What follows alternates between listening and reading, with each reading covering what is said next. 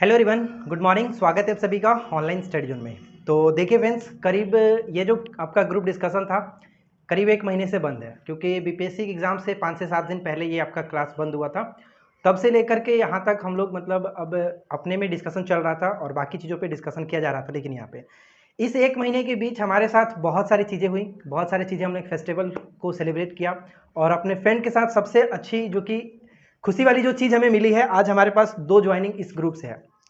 देख सकते हैं दोनों ज्वाइनिंग हमारे पास है और जल्दी से मैं आपको नाम बताने वाला हूं कि इस ग्रुप के 2 मेंबर जिनका ज्वाइनिंग हो गया है और बहुत जल्द मतलब अब ये ज्वाइन करेंगे। एक्चुअली पहला जो है ज्वाइनिंग है, सबसे पहले इस ज्वाइनिंग को हम बाद में रखते हैं। पहला ज्वाइनिंग हम इसके बारे में बात करेंगे। पहला ज्वाइनिंग जो कि अजीत कुमार जी का, हाथ उठाइए अजीत जी। तो अजीत जी के लिए एक क्लैप करिए। तो आप देख पा रहे होंगे, तो थोड़ा सा जाकर वहाँ नज़दीक से दिखाइए कि ज्वाइनिंग ठीक है, बिल्कुल ठीक है। चलिए लाइए अब। तो देखिए फ्रेंड्स, सबसे पहले मैं आपको बता दूं कि ये जो इनका आया है मतलब किस डिपार्टमेंट में, तो बार्क डिपार्टमेंट का वर्क असिस्टेंट इनको मिला है। तो बहुत बहुत बधाई हो अजीत जी। तो अगली वाणी अजीत जी से आप खुद सुनिए कि इनके सफलता का राज क्या था और आज इनको ये कैसा फील हो रहा है। चलिए लीजिए अजीत जी, कुछ बताइए हमारे दर्शकों को और अपने। Good morning everyone. ये मेरा पहला ज्वाइनिंग है और इसका खुशी आप लोग समझ सकते हैं कि कैसा होता है किसी पर मिडिल फैमिली में पहला ज्वाइनिंग कैसा होता है। इसके लिए बहुत मेहनत किए थे, पहले ऐसे नहीं थे, लेकिन आप अगर रेगुलर प्रयास करते रहिएगा तो ऐसा कोई भी चीज़ नहीं है जो आप हासिल नहीं कर सकते हैं। बाकी आगे के एग्ज़ाम के लिए आपको ऑल द बेस्ट। और आगे क्या बोलूँ, आगे तो कुछ समझ में नहीं आ रहा है सर। आप अगर कुछ पूछते तो बताते, ऐसे हम बोल नहीं पा रहे हैं। देखिए ठीक है, कोई बात नहीं। देखिए फ्रेंड्स, सबसे पहली बात कि अगर आप में से किसी लोग को पहली ज्वाइनिंग मिली होगी तो आप लोग समझ सकते हैं कि ये फीलिंग क्या होती है। एक्चुअली इनका ज्वाइनिंग कही है जी आपका 9 तारीख को इनका ज्वाइनिंग है। तो इनको ये लेटर जो है बहुत पहले ही मतलब करीब छठ पूजा के आसपास ही मिला था।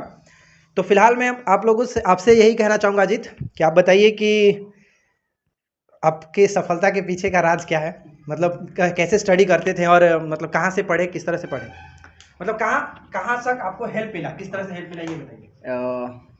पहले में ऐसा था नहीं बिल्कुल भी, और मीडियम जो भी मार्क्स आता था बिल्कुल मीडियम था। और आप लोग तो इनसे जुड़े हुए हैं ऑनलाइन स्टडी जोन से, आप लोग ज़्यादा इनको जानते होंगे सर को। इनका कंटेंट में बहुत अच्छा रहता है, जान रहता है। और हमारे तो खैर परम मित्र ही हैं, तो हम लोग का जो ग्रुप डिस्कशन होता है और जो भी गाइड करते हैं निरंजन सर, बस वही हेल्पफुल रहता है हमारे लिए। और बाकी सर बहुत बहुत धन्यवाद आपको। तो चलिए, आप इतना समझ गए कि देखिए किसी भी एग्ज़ाम को अगर क्रैक करना है तो भाई आप कंटिन्यू लगे रहिए उसी में। मानते हैं कि एक बार 2 बार असफलता हाथ लगती है, लेकिन ऐसा नहीं है कि आपसे होगा ही नहीं, बस लगे रहिए, कोई प्रॉब्लम इसमें नहीं होगा। अब बात करते हैं हम लोग जो कि हमारे स्कॉलर साहब परवीन किशोर सिंह। तो परवीन किशोर जी, अब आप बताइए कि ये आपका कौन सा ज्वाइनिंग है, पहले आप हमको बताइए। तीसरा ज्वाइनिंग। देखिए महाराज, देखिए आप यहाँ पे छुपा रुस्तम एक बैठे हैं कि तीसरा ज्वाइनिंग इनका इस बार आया है, मतलब दोनों लोग का साथ में है तीसरा ज्वाइनिंग। और इनका जो ज्वाइनिंग है ये एसएससी के सीएचएसएल में पोस्टल असिस्टेंट का इनका डिपार्टमेंट है और आपका वर्क असिस्टेंट था। तो अब आप बताइए कि आप अपनी सफलता का राज बताइए। सफलता का काम मतलब आप देखिए, मतलब 99% मेहनत है और 1% लक है। अब एसएससी के एग्जाम में तो लक बहुत ज़्यादा मैटर करता है। अच्छा, एसएससी का आपका ये कौन सा था? तीनों एसएससी का था।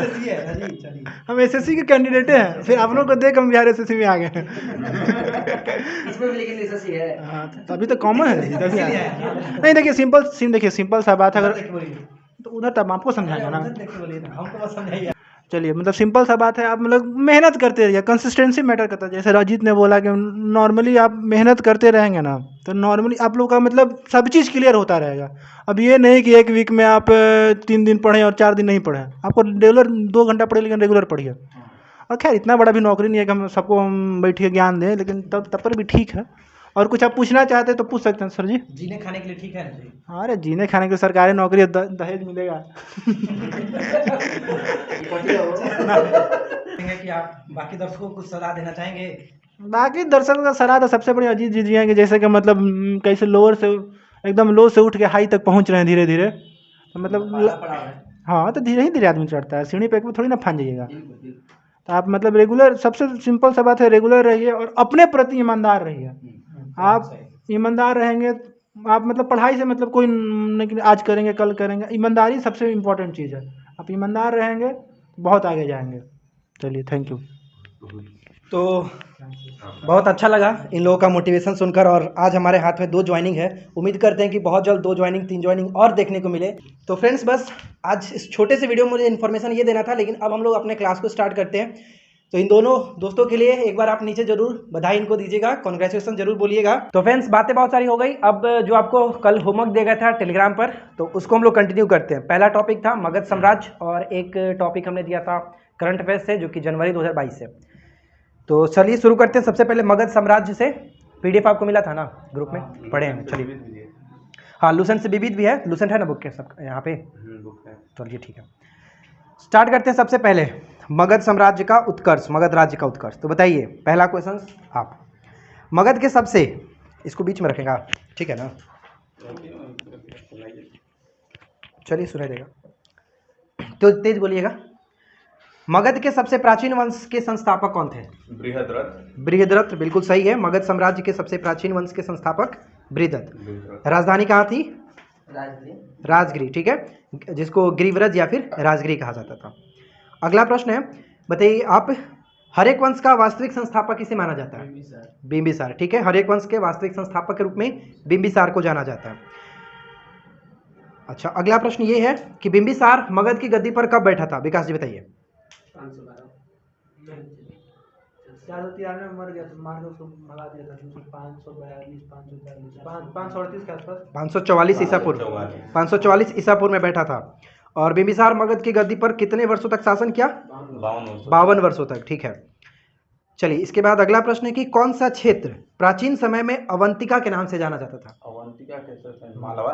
मालवा, ठीक है, अवंतिका के नाम से जाना जाता था मालवा। चलिए अजीत जी, आप बताइएगा कि महात्मा बुद्ध की सेवा में किस शासक ने राजवैद्य जीवक को भेजा था? बिंबिसार, ठीक है, बिंबिसार ने भेजा था। अगला प्रश्न वहां से, बिंबिसार की हत्या किसने की थी? उसका पुत्र अजातशत्रु, ठीक है, बिंबिसार का पुत्र अजातशत्रु ने बिंबिसार की हत्या की थी। चलिए अगला प्रश्न है विकास, अजातशत्रु पिता की हत्या कर गद्दी पर कब बैठा था? ठीक है, 493 ईसा पूर्व में, 493 ईसा पूर्व। और बिंबिसार गद्दी पर कब बैठा था? 544 ईसा पूर्व, 544 ईसा पूर्व। चलिए आप बताइए कि उस गणतंत्र का नाम जो 6ठी शताब्दी ईसा पूर्व में 8 राज्यों का एक संघ था। गणतंत्र का, हाँ, उस गणतंत्र का नाम जो 6ठी शताब्दी ईसा पूर्व में 8 राज्यों का एक संघ था। वज्जी, ठीक है, वज्जी की राजधानी वज्जी का वैशाली। वैशाली, वज्जी की राजधानी वैशाली। अगला प्रश्न है कि पाटलीग्राम की स्थापना किसने कराई थी? पाटलीग्राम, हाँ, पाटलीग्राम, पाटलिपुत्र जो ही है। ग्राम सही क्वेश्चन। पाटलीग्राम की स्थापना किसने की थी? उदयन, ठीक है, उदयन कहा जाता है। चलिए अगला प्रश्न वहां से, मगध शासकों में किसका उपनाम कुड़िक था? कुड़िक, अजातशत्रु किसका पुत्र था? बिंबिसार का। मगध के शासन पर, मगध पर कितने वर्षों तक शासन किया था? 32 वर्षों तक, ठीक है, 32 वर्षों तक, जबकि इसके पिता ने, बिंबिसार ने 52 वर्षों तक। अजातशत्रु किस धर्म का अनुयायी था? जैन धर्म का अनुयायी था, ध्यान रखिएगा। चलिए इसके बाद अगला प्रश्न है, बताइए शिशुनाग अपनी राजधानी पाटलिपुत्र से हटाकर कहाँ स्थापित की थी? गंगा ऊपर चल गया था। हाँ, गंगा ऊपर वैशाली में, ठीक है, गंगा ऊपर वैशाली में। शिशुनाग अपनी राजधानी पाटलिपुत्र से हटाकर वैशाली में स्थापित की थी। अगला प्रश्न है कि उदयन पिता का हत्या कर मगध की गद्दी पर कब बैठा था? उदयन 493, अच्छा उदयन 461 ईसा पूर्व। और ये किस धर्म का अनुयायी था? उदयन जैन धर्म का ही अनुयायी था। हर्यक वंश का अंतिम शासक? नागदशक, ठीक है, नागदशक। चलिए अगला प्रश्न है कि शिशुनाग ने 412 ईसा पूर्व में पद से हटाकर मगध पर शिशुनाग वंश की स्थापना की थी। किसे? नागदशक को हटा करके, नागदशक को 412 ईसा पूर्व में पद से हटाकर अपदस्थ करके शिशुनाग वंश की स्थापना की थी। चलिए अगला प्रश्न आप बताइए वहां से कि शिशुनाग का उत्तराधिकारी कौन हुआ? शिशुनाग का उत्तराधिकारी कौन हुआ? कालाशोक, ठीक है, कालाशोक। और बताइए कि पुराणों में किसे काकवर्ण के नाम से जाना गया है? यही कालाशोक, ठीक है, पुराणों में कालाशोक को काकवर्ण के नाम से जाना गया है। और शिशुनाग वंश का अंतिम शासक? नंदीवर्धन, ठीक है, नंदीवर्धन। शिशुनाग वंश का अंतिम शासक नंदीवर्धन। नंद वंश के संस्थापक बताइए। महापद्म नंद। महापद्म नंद। नंद वंश का अंतिम शासक बताइए। धनानंद। धनानंद, ठीक है। और पुराणों में किसे सर्वछत्रांतक, एकराट और भार्गव कहा गया है? महापद्म नंद को, ठीक है, महापद्म नंद को, जो कि नंद वंश के संस्थापक थे। चलिए विकास जी, अगला प्रश्न। सिकंदर के आक्रमण के समय भारत पर किस वंश का शासन था? अभी जस्ट नंद वंश ना? नंद वंश का शासक था। राजा कौन थे? धनानंद। बिल्कुल सही, धनानंद। अगला प्रश्न देखिए, सिकंदर ने भारत के किस क्षेत्र पर आक्रमण किया था? यानी कि पश्चिमोत्तर में। ठीक है, पश्चिमोत्तर में, उधर से सब आता था। सब उधर पश्चिमी उत्तर में, ठीक है। से। नंद वंश के पतन के पश्चात मगध पर किस वंश का शासन आरंभ हुआ? मौर्य वंश, मतलब कि चाणक्य की सहायता से हराया गया और उसके बाद मौर्य वंश की स्थापना हुई। चलिए अब एक्स्ट्रा कुछ क्वेश्चंस इसमें और है कि जैसे बिंबिसार किस धर्म का अनुयायी था? बताइए। बौद्ध धर्म का। बौद्ध धर्म का, ठीक है, बिंबिसार बौद्ध धर्म का अनुयायी था। नेक्स्ट वन है कि मत बताइए, मगध साम्राज्य में प्रथम भारतीय राजा कौन था जिसने प्रशासनिक व्यवस्था पर बल दिया था? यही था बिंबिसार, ठीक है। तेज बोलिए, वहां से यहाँ तक आवाज आना चाहिए कम से कम। तेज बोलिए। तो मगध, ध्यान सुनिएगा कि मगध साम्राज्य में प्रथम भारतीय शासक कौन था जिसने प्रशासनिक व्यवस्था पर बल दिया था? वो था आपका बिंबिसार, ठीक है, बिंबिसार। अगला प्रश्न कि प्रथम मगध साम्राज्य का उत्कर्ष किस शताब्दी में हुआ था? आप बताइए। 6ठी शताब्दी ईसा पूर्व। ईसा पूर्व 6ठी शताब्दी, ठीक है। अगला प्रश्न है कि अजातशत्रु किस वंश का शासक था? अजातशत्रु हर्यक वंश का, ठीक है। ये बिंबिसार का पुत्र था जिसको कुड़िक के नाम से जाना गया। द्वितीय बौद्ध संहिता का समय बताइए। समय समय समय द्वितीय बौद्ध संहिता का आयोजन कब हुआ था? ठीक है, 383, 483 था, 383, 383 ईसा पूर्व में। किसके समय में शासनकाल? कालाशोक, ठीक है। और अध्यक्षता किसने की थी? सबाकामी, ठीक है। अगला प्रश्न, राजा नंद का उल्लेख करने वाला अभिलेखीय प्रमाण कौन सा है? किसका? राजा नंद का उल्लेख करने वाला। नंद का उल्लेख करने वाला अभिलेख पास खारवेल का हाथी गुम्फा। महापद्म नंद का न किया है इसमें। तो नंद वंश कौन है? राजा नंद। नंद का उल्लेख करने वाला अभिलेखीय प्रमाण खारवेल का हाथी गुम्फा अभिलेख।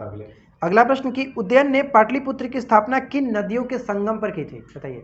गंगा और इधर से ले लीजिए हम लोग अपना सोन। ठीक है, गंगा और सोन नदियों के संगम पर। हर्यक वंश का कालक्रम कब से कब तक था? ठीक है, 544 से 412 ईसा पूर्व, ठीक है। अगला प्रश्न, हर्यक वंश के किस शासक ने वैवाहिक संबंध स्थापित करके अपने साम्राज्य का विस्तार किया? बिंबिसार। बिंबिसार। अच्छा बताइए, किस शासक को श्रेणी कहा गया है? श्रेणी बिंबिसार को श्रेणी कहा गया। प्रथम बौद्ध संहिता का आयोजन किसके शासनकाल में हुआ? बताइए आप। शासनकाल में अजातशत्रु। अजातशत्रु कब? 483 ईसा पूर्व। अब बताइए अध्यक्ष कौन थे? महाकश्यप। महाकश्यप के अध्यक्षता में। चलिए इसके बाद नेक्स्ट वन है कि हर्यक वंश के किस शासक ने रथ मूसल और महाशिलाकंठक नामक 2 नए हथियारों का प्रयोग किया था? अजातशत्रु, ठीक है, अजातशत्रु। और अगला प्रश्न बताइए कि किस शासक ने राजगिरी में स्तूप का निर्माण कराया था? अजातशत्रु ने। किस मगध शासक को सेनिया कहा गया है? सेनिया के नाम से जाना गया किस है? बिंबिसार, ठीक है, बिंबिसार को। सेनिया का मतलब स्थायी सेना रखने वाला, नियमित या स्थायी सेना रखने वाला। चलिए अगला प्रश्न है और लास्ट प्रश्न है इस टॉपिक से कि बिंबिसार ने जो कि ब्रह्मदत्त या फिर बृहदत्त कहा जाता है को पराजित कर कौन से राज्य पर विजय प्राप्त की थी? बिंबिसार ने अंग पर, ठीक है, अंग की राजधानी क्या होता है? चंपा, ठीक है। तो यहाँ पे देखिए हम लोग का ये कंप्लीट हुआ जो कि मगध साम्राज्य। अब हम करंट पे बात करते हैं जो जनवरी 2022 दिया गया था आपको। तो चलिए जल्दी से करंट हम पूछ लेते हैं स्पीडी बुक से। देखिए ये आपका दोबारा चल रहा है, इससे पहले भी हम लोगों ने कंप्लीट किया है और एक मास्टर वीडियो हमारे चैनल पर आपका ऑलरेडी डाला गया है जनवरी से लेकर के अब तक सितंबर तक पूरा एक ही में वीडियो, करीब 3 घंटे का वीडियो अगर आप देखना चाहें तो देख सकते हैं। रिविजन्स के लिए आपके लिए यूजफुल रहेगा। तो शुरू करते हैं। सबसे पहला क्वेश्चन 1 जनवरी से। बताइए अंडर 19 एशिया कप क्रिकेट 2021 का खिताब किसने जीता है? भारत ने। उप विजेता कौन रहा? भारत जीता है। किसे हराकर? श्रीलंका। श्रीलंका को हराकर चाइना को खिला रहे का। चलिए अगला प्रश्न है, डीआरडीओ का कौन सा स्थापना दिवस मनाया गया इस बार? 64वां स्थापना दिवस 1 जनवरी को मनाया गया। चलिए अगला प्रश्न है कि किस देश ने 2026 तक कृत्रिम सूर्य बनाने की घोषणा की है? दक्षिण कोरिया। और एक तैरता हुआ शहर भी यहीं पे बनाने की घोषणा की गई है। अगला प्रश्न है कि किस देश ने महारानी एलिजाबेथ के नाम पर द्वीपों का नाम बदलने की घोषणा की है? ऑस्ट्रेलिया। ठीक है, ऑस्ट्रेलिया की राजधानी कैनबरा। चलिए अगला प्रश्न बताइए कि प्रधानमंत्री मोदी ने किस राज्य में सवारा कुड्डू जल विद्युत परियोजना का उद्घाटन किया है? हिमाचल प्रदेश। हिमाचल प्रदेश का मंडी जो है, मंडी, वहाँ पर जैव विविधता पार्क वहाँ पर मिला है। साथ में चंबा जो जिला है, चंबा, उसको 100वां जल विद्युत बोल रहे हैं, हर घर जल जिला घोषित किया गया। हाँ, चंबा को। और एक हिमाचल प्रदेश में योजना भी स्टार्ट किया गया था, नारी को नमन योजना। नारी को नमन योजना। चलिए इसके बाद अगला प्रश्न है कि किस राज्य की हाई कोर्ट देश की पहली पेपरलेस अदालत बनी है? केरल। ठीक है, केरल। नेक्स्ट क्वेश्चन अगला है, आप बताइए वहाँ पे साहित्य अकादमी ने किस भाषा के लिए हिंदी भाषा का पुरस्कार, मतलब हिंदी के लिए किसको दिया गया था? साहित्य अकादमी। हाँ, दया प्रकाश सिन्हा। तो ये इसका एक ट्रिक है कि हिंदी पे दया कीजिए, इंग्लिश को आप मिटा नहीं सकते। नामिता गोखले। नामिता गोखले। नामिता गोखले। दया को। चलिए अगला प्रश्न है कि सार्वजनिक शौचालय की स्थिति सुधारने के लिए राइट टू पी अभियान जो किस राज्य में स्टार्ट किया गया है? महाराष्ट्र। ठीक है, महाराष्ट्र के नागपुर में। महाराष्ट्र के नागपुर में। किस देश में फ्लोरोना संक्रमण का मामला सामने आया है? Flurona, Israel. ठीक है, इजराइल। फ्लोरोना संक्रमण इजराइल। नेक्स्ट क्वेश्चन आपका ये है कि देश का पहला राज्य बताइए जहां एलपीजी युक्त धुआं मुक्त राज्य बन चुका है? हिमाचल प्रदेश। एलपीजी युक्त धुआं मुक्त हो गया, एलपीजी युक्त धुआं मुक्त। अगला प्रश्न है कि बेटर हेल्थ स्मोक फ्री अभियान को स्टार्ट किया है किसने? किस देश ने?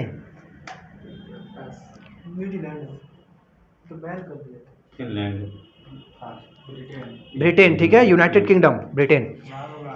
3 जनवरी 2022 को किसे बिहार विभूति सम्मान से सम्मानित किया गया? आप बताइए वहाँ पे। रोहित कुमार। ठीक है। विश्व ब्रेल दिवस 4 जनवरी को। किस देश ने कोविड-19 के नए वेरिएंट IHU की खोज की है? फ्रांस। ठीक है, फ्रांस बिल्कुल सही होगा। कोविड-19 के नए वेरिएंट IHU की खोज फ्रांस में की गई थी। अगला प्रश्न है कि सबसे अधिक ODF गांव में कौन सा राज्य शीर्ष स्थान पर रहा? ODF गांव किस राज्य का? तेलंगाना। ठीक है। चलिए अगला प्रश्न है कि लोसार महोत्सव, लोसार लद्दाख, लोसांग होता है सिक्किम।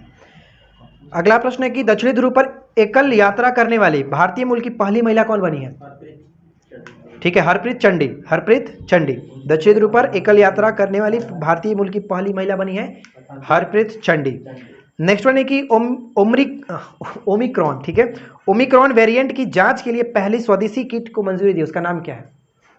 बहुत अच्छा नाम है, ओमिश्योर। ठीक है, ओमिश्योर। गंजम जिला चर्चा में रहा, किस राज्य में है? गंजम। उड़ीसा में।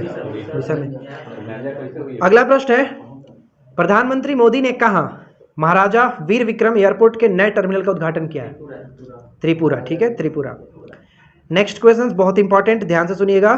$500 मिलियन में इजरायली साइबर सुरक्षा स्टार्टअप सिंप्लीफाई का अधिग्रहण किया है किसने? गूगल। लेकिन क्वेश्चंस में सबसे ज़्यादा इंपॉर्टेंट इसमें यह रहेगा कि सिंप्लीफाई जो स्टार्टअप है किसका है, किस देश का है? इजराइल का। इजराइल का साइबर सुरक्षा स्टार्टअप है ये। नेक्स्ट वन क्वेश्चन आपका ये है कि ISA में शामिल होने वाला 102वां देश कौन बना है? ISA का मतलब इंटरनेशनल सोलर अलायंस। कब बना है, कहाँ मुख्यालय, भी बता दीजिए। गुरुग्राम में इसका हेडक्वार्टर है। 2015 में। अजय माथुर इसके हेड है। बहुत बढ़िया, अति सुंदर। चलिए अगला ज्वाइनिंग आपका है।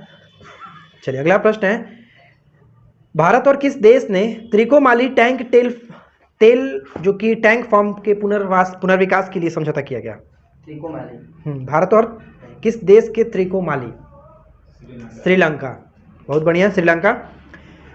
भारतीय प्रवासी दिवस 9 जनवरी और विश्व प्रवासी दिवस 18 दिसंबर। ठीक है, बहुत बढ़िया विकास जी, 18 दिसंबर।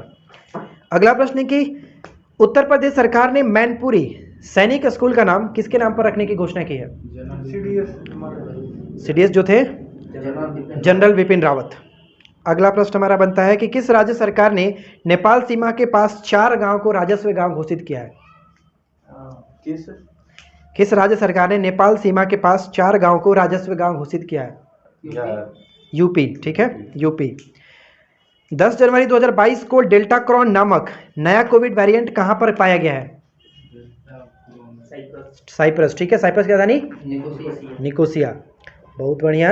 लोसांग महोत्सव सिक्किम हो ही गया है। केवड़िया रेलवे स्टेशन का नाम बदल करके एकता नगर रेलवे स्टेशन कर दिया गया है। चलिए आप बताइए यहाँ से। 12 जनवरी 2022 को जल मेट्रो परियोजना वाला भारत का पहला शहर कौन सा बना है? जल मेट्रो कोच्चि। कोच्चि। ठीक है। 12वें भारत रत्न डॉक्टर अंबेडकर पुरस्कार से किसे सम्मानित किया गया? बजरंगी भाईजान की मुन्नी को। बोलिए। हरसाली मल्होत्रा। नेक्स्ट क्वेश्चन है आपका कि भारत के सबसे पुराने भालू गुलाबों का कहाँ निधन हो गया है? बताइए आप। एमपी में। ठीक है, एमपी में। किस देश ने अपनी पहली राष्ट्रीय सुरक्षा नीति शुरू की है? बगल में नल्ला। पाकिस्तान। अपनी पहली राष्ट्रीय सुरक्षा नीति शुरू की है पाकिस्तान ने। किस राज्य का कुबलांगी गांव भारत का पहला सैनिटरी नैपकिन मुक्त गांव बन चुका है? केरला। केरल। नई नर्सिंग नीति को किसने मंजूरी दी है? हरियाणा। चलिए आप बताइए वहां पे कचाई लेमन फेस्टिवल, लेमन का भाव अभी कैसे हुआ था? मणि जैसा हो गया था, एकदम महंगा हो गया था, मणि की तरह। कचाई लेमन फेस्टिवल मणिपुर। चलिए इसके बाद नेक्स्ट क्वेश्चन है, अमेरिकी सिक्के पर दिखाई देने वाली पहली अश्वेत महिला? माया एंजेलो। और इनके साथ ये भी याद रखिएगा, पहली अश्वेत जज बनी है कौन? ब्राउन जैक्सन ना, केंताजी ब्राउन जैक्सन। ब्लैक है, ब्राउन है, जैक्सन, माइकल जैक्सन ना। चलिए अगला प्रश्न है, किस राष्ट्रीय स्टार्टअप दिवस? 16 जनवरी। 16 जनवरी। ठीक है, 16 जनवरी। रेडियो फ्रीक्वेंसी पहचान आधारित ई पासपोर्ट की पेशकश की है किसने? भारत ने। किस देश के पूर्व क्रिकेटर क्लाइव लॉयड को नाइटहुड मिला है? West Indies. ठीक है। किस राज्य की पुलिस ने पहला पॉडकास्ट किस्सा खाकी का लॉन्च किया है? आप बताइए। दिल्ली। ठीक है, दिल्ली ने इससे पहले मतलब करीब 2021 में शायद कि 22 में स्टार्ट किया था एक मोबाइल एप्लीकेशन जिसका नाम था तत्पर। ध्यान रखिए, तत्पर मोबाइल एप्लीकेशन। 2 महोत्सव है दिल्ली का, पुतुल महोत्सव हो गया, हरियाली यहीं पे होता है। एक और इसका हरेली दूसरा है, ये हरियाली है। अच्छा, हरियाली, इसको याद रखना जरूरी। हरियाली। हरेला उत्तराखंड, हरेली छत्तीसगढ़ और हरियाली दिल्ली। चलिए अगला प्रश्न है कि भारतीय हॉकी टीम की कप्तान कौन बनी है? महिला हॉकी टीम की कप्तान सविता पुनिया। ऊँटों के लिए दुनिया का पहला होटल कहाँ बनाया गया है? राजस्थान, जयपुर में, सऊदी अरब में। नेक्स्ट वन है कि पर्याय महोत्सव, बताइए आप। पर्याय महोत्सव किस राज्य में मनाया गया?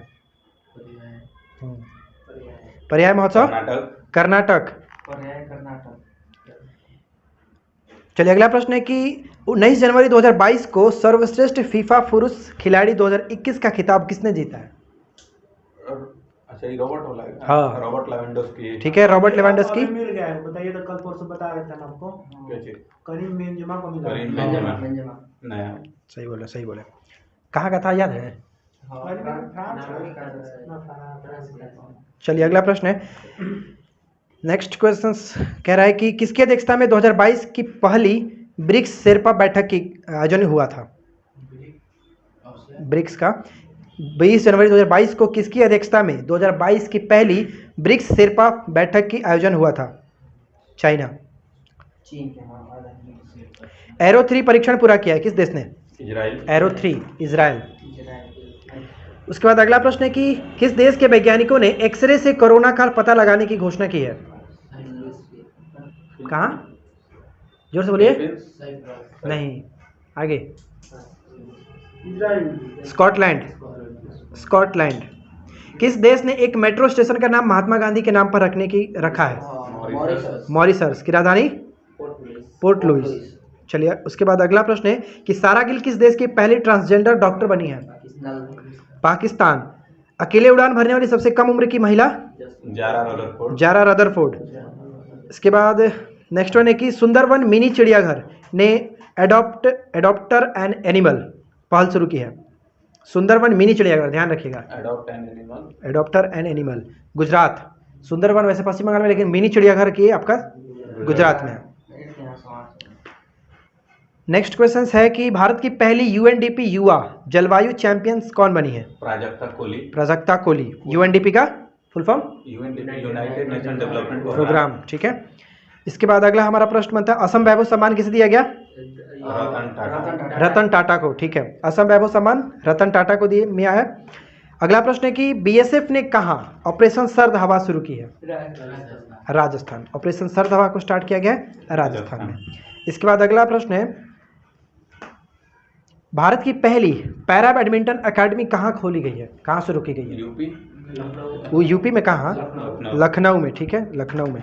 आप बताइए प्रवीण जी, किस राज्य के मुख्यमंत्री ने अपना कागड़ा ऐप लॉन्च किया है? अपना कागड़ा हिमाचल प्रदेश। ठीक है। इसके बाद अगला प्रश्न बनता है विकास, आप बताइएगा, भारत ने किस राज्य में बने लिविंग रूट ब्रिज के लिए यूनेस्को को विश्व धरोहर टैग में मांग की है, इस टाइम में शामिल करने की मांग की है? लिविंग रूट ब्रिज कहाँ है? किस राज्य में है? मेघालय। ठीक है, मेघालय ब्लू माउंटेन करके आता है, वो मेघालय में ना। ब्लू माउंटेन इसे मिजोरम में जाता है। Blue Mountain National Park. फुंगसाई करके उसका नाम उसको होता है। चलिए, अगला प्रश्न हमारा है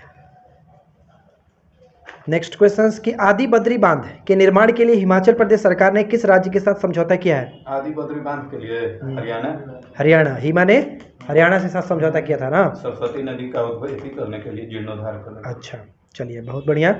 किस राज्य को देश का पहला ग्राफीन सेंटर मिला है? ग्राफीन केरल। ठीक है। अगला प्रश्न है नेक्स्ट क्वेश्चन बनता है कि 2022 में जनवरी 2022 में कितने बच्चों को प्रधानमंत्री राष्ट्रीय बाल पुरस्कार 2022 से सम्मानित किया गया? 29। ठीक है, 29। रामगढ़ रामगढ़ विषधारी वन्यजीव अभयारण्य को चौथा भाग अभयारण्य किस राज्य में? राजस्थान। ठीक है, राजस्थान। किस राज्य को पहला वैज्ञानिक पक्षी एटलस मिला है? केरल। ठीक है, केरल। इसके बाद अगला प्रश्न है 28 जनवरी 2022 को दक्षिण मोबुआंग किस राज्य का पहला ODF प्लस गांव घोषित किया गया? मोबुआंग। दक्षिण मोबुआंग जो है वो किस राज्य में है? तो ये पड़ता है आपका मिजोरम में। किस देश ने तेल रिसाव के कारण पर्यावरण आपातकाल की घोषणा की थी जनवरी में? पेरू। राजधानी लीमा। किस राज्य के सत्यमंगलम टाइगर रिजर्व ने TX2 पुरस्कार जीता है? तमिलनाडु। सत्यमंगलम तमिलनाडु में है। और इससे पहले वाला में कौन जीता था? पीलीभीत, उत्तर प्रदेश का पीलीभीत। नेक्स्ट क्वेश्चन हमारा बनता है भारत का सबसे बड़ा EV चार्जिंग स्टेशन, यानी इलेक्ट्रिक व्हीकल होता है EV चार्जिंग स्टेशन, कहाँ खुला है? दिल्ली में, गुरुग्राम। ठीक है, गुरुग्राम में। नेक्स्ट क्वेश्चन जो कि बहुत इंपॉर्टेंट है ग्रैंड स्लैम से, ऑस्ट्रेलियन 2022 जो कि पहला ग्रैंड स्लैम होता है, पुरुष और महिला एकल विजेता कौन रहे? राफेल नडाल और एस्ले बार्टी ऑस्ट्रेलिया की हैं, एस्ले बार्टी ऑस्ट्रेलिया की खुद जीती हैं। ठीक है। नेक्स्ट क्वेश्चन बनता है कि स्पितुक गुस्टर फेस्टिवल 2022 कहाँ शुरू हुआ? लद्दाख का है। लोसार भी लद्दाख का हो गया, और लोसार भी यहीं का था, जबकि लोसांग सिक्किम का। 1 जनवरी 2022 को महिला एशिया कप 2022 किसने जीता था? महिला एशिया कप जीता है ये जापान ने। तो यहाँ पे हम लोग का ये करंट अफेयर्स भी कंप्लीट हुआ। अब एक छोटा सा टॉपिक जो कि विविध से दिए थे उसको भी हम पूछ लेते हैं। तो देखिए, टॉपिक 2 दिया गया था लुसेंट विविध से, और दोनों टॉपिक मैंने टेलीग्राम पर डाल दिया था कि क्या क्या पढ़ के आना है, तो वही चीज़ हम यहाँ से पूछ लेते हैं। बताइए कि भारत का प्रथम परमाणु रिएक्टर का नाम क्या है? प्रथम परमाणु अप्सरा। रिएक्टर था अप्सरा। क्वेश्चन इनसे पूछना चाहिए था, बात में जाके। हाँ ठीक, चलो मिस्टेक हो गया, सॉरी माफ़ी चाहेंगे। भारत का प्रथम परमाणु पनडुब्बी का नाम? परमाणु पनडुब्बी आईएनएस चक्र। और केवल पनडुब्बी बोले तो? कावेरी। कावेरी। चलिए अगला प्रश्न आप बताइएगा वहां से कि भारत का प्रथम विमान वाहक पोत? नहीं याद है, पास हाल ही में चर्चा आप में बताइए। आईएनएस विक्रांत, ठीक है विक्रांत। अगला प्रश्न है कि भारत का प्रथम मध्यम दूरी का मिसाइल कौन सा था? मध्यम दूरी का अग्नि। अग्नि, ठीक है अग्नि। और भारत का प्रथम प्रक्षेपास्त्र? प्रक्षेपास्त्र है ये पृथ्वी। पृथ्वी। और भारत का प्रथम आणविक केंद्र? तारापुर। तारापुर, बिल्कुल सही। और प्रथम एशियाई खेल का आयोजन कहाँ पर हुआ था? दिल्ली में 1951। दिल्ली में 1951 में। 1951 में, ठीक है। सबसे पदक तालिका पे कौन था?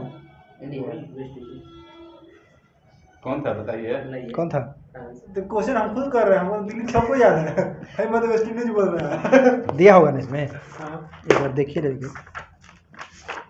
वेस्ट इंडीज बोल रहा है तो वेस्ट इंडीज क्या बोल रहा है? एशिया में वेस्ट इंडीज है। 18वें एशियाई खेल पहले पता दिल्ली भाई एशियाई पड़ेगा खेल तो दिल्ली दिल्ली नहीं खे दे तो के स्क्रिप्ट देख तो क्या वही भारतीय के रह के चाहती यार। ये एशिया के नंबर पर हां ये खेलों की संख्या चल रही तुम्हारे ये चल। जो खाली रही ना बुलाई पर नहीं लेके के ना। चलिए अगला प्रश्न है। कॉपिया रखा ना, तू नीचे रखा। अगला प्रश्न, भारत का प्रथम विश्वविद्यालय? नालंदा विश्वविद्यालय। नालंदा विश्वविद्यालय। भारत का प्रथम दूरदर्शन केंद्र कहाँ पर खोला गया था? दिल्ली। नई दिल्ली में। और भारत का प्रथम मूक फिल्म? राजा हरिश्चंद्र। मुक्त और बनता बोलती आलमारा। और भारत का पहला Technicolor film? Technicolor film. Jhansi की रानी। झांसी, इसमें क्या सोचना है, झांसी की रानी बोल ही रहता। झांसी की रानी।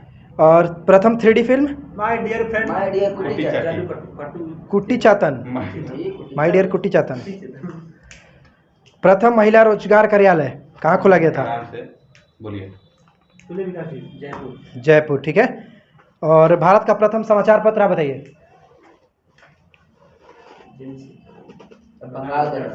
बंगाल गजट 1780 में स्टार्ट हुआ था। ठीक।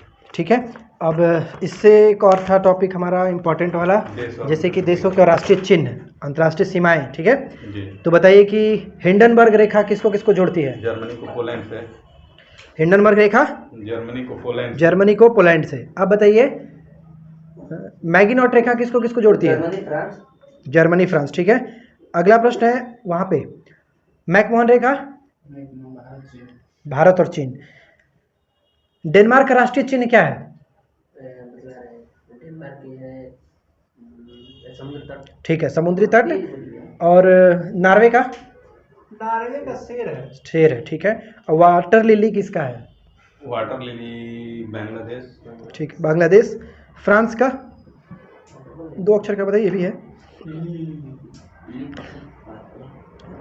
लिली, फ्रांस का लिली। नीदरलैंड का? शेर है, ठीक है। गुलाब का फूल? ईरान और ब्रिटेन। ईरान और ब्रिटेन, बिल्कुल सही। गुलदाउदी?